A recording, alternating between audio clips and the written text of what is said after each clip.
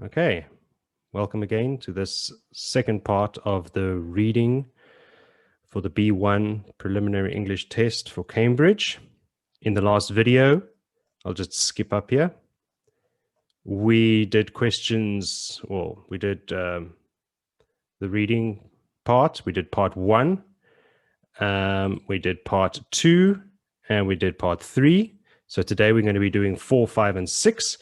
If you want to follow along in your Cambridge Teacher's Handbook, that is on page 16 of the PDF. You could skip ahead there. Perhaps you can have it open in a separate window, but you know, if you don't have it or you don't have it open, no worries. It's going to be here on the screen the entire time, so you can just watch this part as well. It might be just a bit of an issue for people who might not be able to see it too much. But this is the most I can zoom because we have to have both pages open at the same time so you can see the answers and the questions at the same time. Okay, so let's jump straight into it then. Part 4, these are questions 16 to 20. As with the previous questions, every correct answer is worth 1 point. And the person taking the exam, your students, can start on part 4 if they want to, and then do part 1 and then part 3, any order that they wish. But you know, it's normally better just to go in order. We've spoke about this in the previous video where, for example, I think it is part 2. Yes, this takes a lot of time. It's a lot of reading and there's a lot of back and forth. So perhaps if you have slower readers, if your student is a slower reader, they should start the exam with this and get it out of the way, you know, and then do it like that. Or they can leave it until the end. You can tell them it's up to them. All right. So in this part, we have, again, 5 sentences that have been removed. We have 5 questions to answer, and we have 8 options. They do this a lot. They did it in part 2 as well. So they're going to give 3 extra answers that you do not need to use. My advice and approach to this in the past was always that when you get to this part, when the student gets here, read the answers first. All right, just skip to the other side. Read these options, A to H, to get a little idea about, so later on when you're going through the text, you might remember what you've read and gone, oh yeah, that works great there, and then you can just put it in. So we'll go over them together. I'm not going to do it every single sentence and every single line of this reading. I'll just show you how it should be done, and then we can move on to the next one, just for time's sake, really, and the fact that, you know, there's some of this that you have to just do on your own. So A, that's why I knew it was a terrible plan. Okay, but first of all, let's read the question so we understand what we're talking about. There are 3 extra sentences that you not need to. All right, so 5 sentences have been removed from the text below. For each question, choose the correct answer, and there are 3 extra sentences you do not need to use. Make sure that your students read this every single time, even though they've done it 100 times in practicing with you. They need to read the question maybe 1 time that something has changed, all right? So we're talking about a new life. Somebody I used to work as a college lecturer in the north of England running photography courses. Okay, so that's why I knew it was a terrible plan. This is something we can also underline for your students. When you're looking through it, what tense is it in? Looking for some keywords that might give us some clues. Okay, he's talking about a terrible plan and it's in the past tense. So he's going to be talking about the past, not the present. I had trained in icy water in the UK, so the crystal clear water felt amazing. Okay, so this one, this would be the past perfect. So we've had something in the past happening before another action in the past. They always ask lots of questions. That's present tense. So it'll be when he's talking about something in the present. I work far harder than I used to. Used to is some of that language that is in the PDF, the Google Sheet, that I linked in the group for you to go over the grammar that's going to be needed for this exam, for this level. So that's in there too. Make sure they understand the used to. And now in the present again, I work far harder than I used to. I began joking to friends about sending an application. So this is also in the past tense. Afterwards, some people were surprised by my decision, but I wasn't too worried. Afterwards, that's a key word as well. After what? So that's what we were looking for in the text. After something happened, some people were surprised. That's if we use this sentence. I decided I needed a break. Okay, so past tense again. And I needed to explain that first, again, past tense. So we have some past tense, we've had some past perfect tense, we've had some present tense. So that's going to give us clues as to where they could go in these spots. So let's begin the reading. I used to work as a college lecturer in the north of England running photography courses. It wasn't a bad job, and I really liked my students, but I began to feel tired of doing the same thing every day. And we have to put a sentence in. So this is a bit of a tricky one as well, because they put it at the end. A lot of the times, like for example, 17, you can read what comes before, and then you read what comes afterwards to give you a better idea of what's missing in the middle. So they've taken these sentences out of here and they want you to put them back. So in this one, it's at the end. We really only have that to begin with. But I began to feel tired of doing the same thing every day. And if you get tired of doing the same thing every day, maybe what you need is a break. All right. So this kind of language for us as native speakers, native English speakers, is typical. Oh, I need a break. But you can have to also explain to your students, like if you need a break or take a break, that means you are taking a rest. So this is the kind of language that you will have to prepare them for in advance. Also, as you're just going along through this. So 16 will be G. So I'll tell the student now, especially if this is a paper-based exam, they can write anywhere they want. Remember, this is the exam paper. After they finish the exam, Cambridge is going to destroy this. So they can doodle on it as much as they want. It doesn't matter. As long as they can then afterwards transfer their answers onto the separate answer sheet, and that answer sheet is in pristine condition with just the little boxes marked and the answer given, and that's it. So in this case, we can put a G there. Now, that's tentative, and then cross it out over here and put the G in the space. Then later on, as you're going through there, your student might find like, oh, wait, 19, that's a better answer for G. Maybe G can go there. So put G in there. You can have it in 2 spots and then just remind them later, like, okay, then after you've gone through it all and you've put all your letters in, all your answers, go back and check your work. If there's some place that you thought that it could be both, they can put G/A. That's fine. All right. So do it step by step. Maybe later on you see that, okay, my previous answer could be better over here. That's fine. Just make sure to go back and double check it later on. Let's go to the next one. I'd always loved traveling. So one weekend, I typed international volunteering into an internet search engine. At the top of the results page was the opportunity to go and stay on an island in the Indian Ocean, thousands of miles away, and help to protect the beaches and the sea life. Space. So something from here is now going to go in there, but it's important to carry on reading just to get some more information about this section.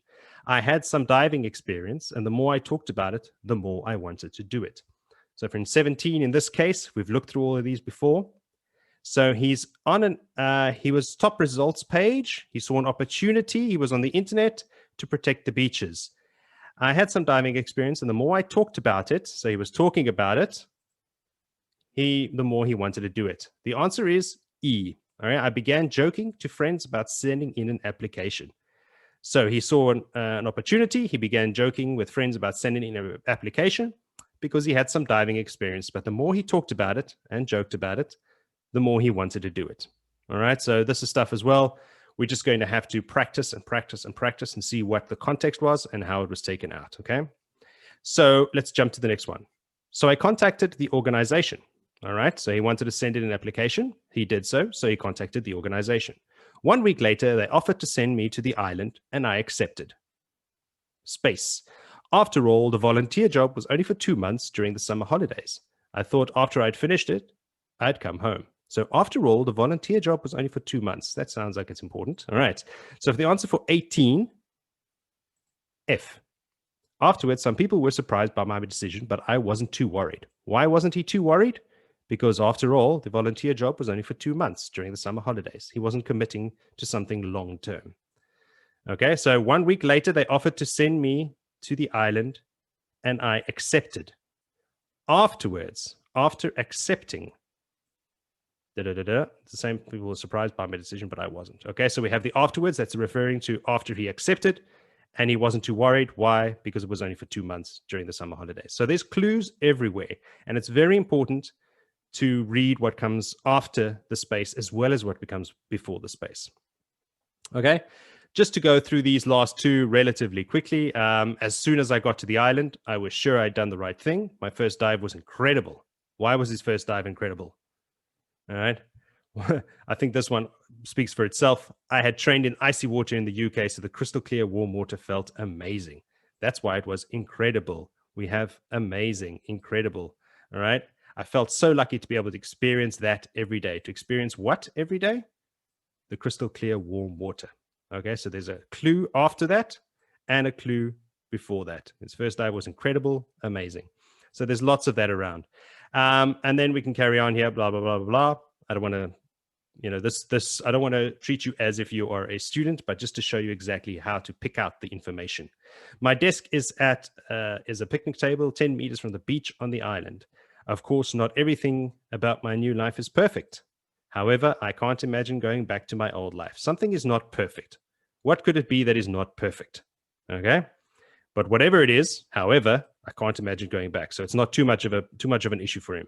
And the answer to that was, where was it now? There, D. I work far harder than I used to. Okay, so it's not perfect. He works a lot more. However, but he can't imagine going back to his old life. All right, so even though he works more, he's very happy with where he is. And that's the difference. All right, so then there were 3 that we didn't use. We didn't use A, we didn't use C, and we didn't use H. All right, so you can get those at the end. So now, for example, if your student had put a double answer there, they would only go back to ones that they were unsure about. Say they had 16 and 19, they weren't sure about. They can just go back to the 2 they weren't sure about and then read them over again and continue. It's the same with the listening. The listening part of the exam, which we'll get to later on, they have 2 opportunities to hear every text and every question. So in the same case with this, you can go back, double check your work, especially the stuff, you can start, I know time is an issue, start with the things that you're unsure about. You don't have to check every single answer, especially if you're sure about it, but definitely double check the things that they have doubts, and you can put that into their heads as well. Start training them early on. Okay, so this is the end of part 4. They've taken some sentences out. You have to put them back into their place. Remember to read what comes before and what comes after. Words like afterwards really stick out. Some of the language like used to, and then also check the tenses. Is it in the present? Is it in the past? Because that will help you. If in this section, if he's talking about the present, it's going to be a present part, okay? All right, let's skip down then to page 17 in your books. Now we have both of them on the same, but I think I will just zoom in, yeah? So we can do part 5 on its own. And then it's easier for everybody to see. Okay, so these are questions 21 to 26. Again, every single question is worth 1, well, every single correct answer is worth 1 point. And in this case, they've also removed information, but in this case, they've only removed 1 word from the space, not a whole sentence. And now they've taken that 1 word that they've removed and they've thrown it in with 3 others. So you have to choose A, B, C, or D. And this is a good example here on 21 of what they do. The words that they're going to put together, for example, they've got temperature, condition, climate, and weather. So they're all related words. It's not going to be completely unrelated words. It's going to be a bit trickier because B1 level, they have to demonstrate some understanding of English, all right, and have a bigger vocabulary than they do at, say, A2 level. So we have temperature, condition, climate, weather, all nouns. And then some of the important things you can remember are, for example, with nouns, can they be plural or not? Are they countable, uncountable, that kind of thing? And it does come up in this example. So let's just go to 21 quickly and see. This is about the coconut tree. So for each question, choose the correct answer. The coconut tree is thought to be one of the most valuable trees in the world. It is mostly found by the sea, where there is a hot and wet.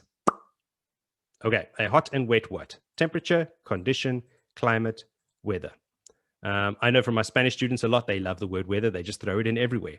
But for example, you can tell them here, weather is uncountable. So you can't have weather. You can't have 2 weathers and 3 weathers. The others you can. You can have multiple climates, multiple conditions, multiple temperatures, but not multiple weathers. All right, so that noun, for example. So for example, we can then just get rid of D altogether. A lot of the times, especially with the weaker students, you can just use process of elimination. Let's first work out what it isn't, and then we can go on to what it is. All right. So in this case, obviously, for us as teachers, the hot and wet climate. All right. The answer is C. So it would be your job as well, just to help them explain when you're first doing this with your students. You'll obviously have a go through it like I'm going through it with you, and then explaining the differences in the words and then helping them to decide on the correct one. Then for homework, you can give them another one of these. There's lots of these available, these practice tests, and then they can do it on their own. So just make sure that they understand the word temperature, condition, climate, and weather, and just generally how we would use them. So after 21, the coconuts often fall into the sea and float on the water until another beach. where more trees then begin to grow. Over here, we have to reach, go, travel, and arrive. So there's a couple of things you can point out to your students in this regard. Arrive and go, for example, they are preposition dependent. So go to, arrive at. All right. So if we go and look here at 22, there's no preposition after the space. There's no at, there's no to. So in that case, we're going to go, all right, so it's not those two. We can't go to. As well, travel will indicate that the decision was made. I traveled to Portugal last week. All right. A coconut doesn't make decisions to travel. A coconut is just taken wherever they want to go. So it's reach, to get to a certain place, to reach. So the answer was until they reach the beach. So you can explain the difference between go and arrive with the prepositions at the end, and travel being, well, a coconut isn't traveling. All right. Let's go to 23. Holidaymakers often see the coconut tree as no more than an attractive sun umbrella that provides, okay, umbrella. There you go. What does an umbrella provide? Does it provide cloud, shade, dark, and cold? Thank goodness they didn't put the word shadow in here. If they had put shade and shadow, that would cause some issues, because there's a lot of definitions you need to go over there. But for example, we know that umbrellas don't provide clouds. They don't provide dark, which is the complete absence of light, and they don't provide cold. They do provide shade, however. So the answer there being B, shade. So in the beginning, like I said, always just go through all of the words with them and explain to them why it isn't, because a lot of the times, most of the questions you'll get is, why isn't it my answer? So you'll get them to do this. They'll put the wrong answer, and then you'll say, oh, no, it wasn't C, it was B. And they don't want to know why it's B. They want to know why it isn't C. So you've got to really be prepared. I suppose that's typical of everybody. Why am I wrong? I want to know that, rather than why is the other answer correct. Okay, so holidaymakers. Okay, we've done that. Sorry. However, this amazing tree has hundreds of something, and more are still being discovered. Hundreds of what? Hundreds of uses, hundreds of jobs, hundreds of roles, hundreds of things. Well, let's do some elimination. A tree doesn't have a job. It doesn't work. So it's not that. A role is similar to a job, or could be for acting. You can explain the differences, like an acting role and your role in the organization, in your work. All right, so it's not either of those things. Things, again, is just too general. A tree has hundreds of things. Things what? Okay, so through elimination, we can eliminate B, C, and D, which leaves us with A, uses, things it can be used for. And there are still more being discovered every day. Okay, so more ways to use the thing. Let's have a look at the last one. People have made houses, boats, and baskets from the coconut tree's wood and leaves for centuries. Even today, if you take in your cupboards, what do we take in our cupboards? You will find. Okay, how do you find things? You look for them. All right, so you got to explain as well this combination, these phrasal verbs and these fixed expressions. Take a look. We always put like we can have take a look in your cupboards, take a look in your books, take a look in your worksheets. We'll use this a lot as teachers. Take a look in your notes. All right. We can also tell them things like, not to confuse the issue too much, but you can take a drive on a Sunday afternoon, so that we use this take a with various other verbs as well. Okay. But in this case, in your cupboards, what will you find if you look? They might ask you some questions about sight and scene and view, so you might need to explain those as well. There we go. You will find coconut oil in products as medicine and desserts. There we go. There's a clue. As something as. So we're talking about comparatives. So we're looking for an adjective. Unfortunately, all of them are adjectives, so not going to help us there. But as comparative adjective, as medicine and desserts. Okay, the context as well, very important. Medicine and desserts. Let's have a look down here. Are medicine and desserts opposites? No. Are they separate? Yes, I suppose. Are they strange? No. Are they different? That's more like it. All right. So D would be our answer here, just to explain to your students, opposite, separate, strange, different, and in that text. All right. To give them a little bit of better idea of what they should be looking for. Okay. I don't want to go too much over there. I'm only going to try and make these videos half an hour each, so they're easy to digest for everybody. And at the end, we can maybe ask some questions. So that's this part 5. In part 5, again, taking information out, put it into a bunch of other things and mixed it up with some other words that are of a similar meaning, and then they have to pick it back out and put it in. So also looking what came before and looking what came afterwards to try and find out what would be the best option there, and then maybe just help your students with some definitions along the way. All right, let's skip down to, oh, there's the answers. Part 6, okay, it's on the right. Okay, now in part 6, here's where things get all tricky. Because in part 6, for each question, write the correct answer. Write one word for each gap. Again, there's a gap text. They've taken the word out, but if you scroll down, there's zip, zilch, nada, nothing. So the student now has to think of the word that goes there. There's no options to choose from. Generally speaking, in my experience, this is the one that they have the most problems with. There are 5 options to choose from. And sometimes, well, there's more here. Okay, well, there's a bit more than this. There's 5, 6, 7 options to choose from, and they maybe get 50% of them, but not all the time. All right, so we're going to talk about this now. Let's have a look and see how we could explain it to the student. The Natural History Museum. This is one of my favorite places to visit. I've learned a huge amount about animals and plants time I've visited. I've even seen bits of rock from the moon.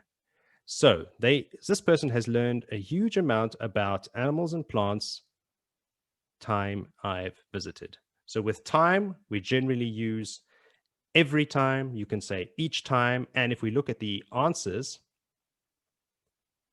they've even said that every and each are both acceptable in this context. All right. So if they have a bit of a decision on how to use every and when to use each, they are interchangeable in this exam. All right. Let me get back to where I was. The building's really beautiful and it's easy to find your way around. There are hundreds of interesting things on display, but you like dinosaurs. What can we put there? But you like dinosaurs, the best time. So we're going to put if in that context. If you like your dinosaurs, the best time to see them. All right, they already put the answer in. We have a verb over here in the next part, an infinitive. So the best time to see them is during term time. I've been twice in the school holidays and the queue was long that I wasn't able to visit it. What are we going to put there? The queue was so long that I wasn't able to visit that part. What do we put after part of the museum? All right, so we're talking prepositions here, talking question words. We've got ifs, they got possessives, we've got all kinds of things in here. This is also written in the Google Sheet for you to download. All right. And then you'll probably want something to eat while you're there. You can take own picnic. What about this?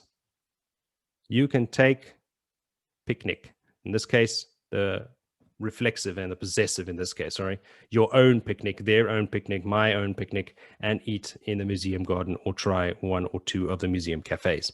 All right. So in this case, it's going to be a bit tricky. They're going to have to learn the vocabulary, but this, of course, comes with more reading, more writing, more watching TV. I know the parents were not very, if you have younger students that you're preparing for these exams, they don't really take kindly to you telling as homework, get your child to watch a movie. But I cannot stress enough how important that is. Watching films and TV series in English with English subtitles. Because now with Netflix and Disney Plus and all the streaming services available to people, all of them have subtitles that you can add. And I would recommend that they start watching programs or movies that they already know, especially TV series, for example, that if you've got Italian students that they've watched in Italian, dubbed into Italian, and they know them well, one of their favorite series, to start watching that series again, or even just their favorite episodes in English. So they don't have to worry about who the characters are and what the story is. They already know that. What they need to focus now on is the language. So don't tell them to watch a new movie or a new series that they have to worry about a whole bunch of other things and try and keep track of what's going on in the story. Let's just focus on the language, so something familiar to them. And that is the end of that part. Next part is the, let me just zoom out here. In your teacher's book are the answers. And in the next video then, and here's just an example of the answer sheet. So let's have a look at that. The candidate puts their name. I have to flip this around. You can turn yours around if you've printed it out. The center name will be the place that they're actually taking the exam, and that will tell them at the examination center what the name of the center is. The center also has a number. The candidate will be given a number as well. All of this information will be presented to them on the day that they arrive. They'll obviously know their name. And this might seem obvious, but it really isn't. The candidate name is as it appears on their identity document. For example, in Spain, a lot of the time, men are called Ignacio, Ignatius, Ignacio, but for short, people call them Paco. That's short for the name. And they'll write there, because they've grown up their whole lives being called Paco, they'll put Paco written under the candidate name, and it won't correspond to the name on the file that Cambridge has based on their identity document. And that is, that'll put up red flags for fraud. So make sure that they write their full name as it appears on their identity document. The number will be given to them at the center number as well. The center name will be there. All that information will give there. Examination title will be given to them. Examination details. All this stuff will be given there to the person. They just got to make sure to write their name properly and copy their candidate number and their candidate center number, as well, from the information provided. And then all the answers here, they just color in a little box, depending on, see, part 1 was A, B, or C, and they just color in the little circle, and that's how they answer. This part must be done perfectly. The previous exams, where we spoke about that, the paper itself, write all over it. It doesn't matter. Okay, that's all the time we have for this part. So we've done part 4, 5, and 6. In the next video, we'll be tackling the writing part. And that's not a lot to go over, but we'll probably be using the teacher's book a lot more for that. All right. Let's turn it over to any questions